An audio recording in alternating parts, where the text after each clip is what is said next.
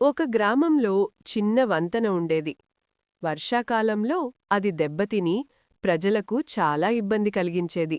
ప్రతి ఒక్కరూ ప్రభుత్వం చేస్తుందని ఎదురుచూశారు కాని ఎవ్వరూ ముందుకు రాలేదు. ఒకరోజు గ్రామ పెద్ద సమావేశం ఏర్పాటు చేశాడు. అందరూ కలిసి పనిచేస్తే వంతెనను సరిచేయవచ్చని సూచించాడు. మొదట కొంతమంది సందేహించినా తర్వాత అందరూ అంగీకరించారు. యువకులు శ్రమ పెట్టారు. పెద్దలు మార్గనిర్దేశం చేశారు. మహిళలు ఆహారం అందించారు. కొన్ని రోజుల్లోనే వంతెన బాగయింది. అప్పటినుంచి గ్రామస్తుల మధ్య ఐక్యత పెరిగింది. చిన్న సమస్య కూడా కలసి పనిచేస్తే సులభంగా పరిష్కరించవచ్చని వారు తెలుసుకున్నారు.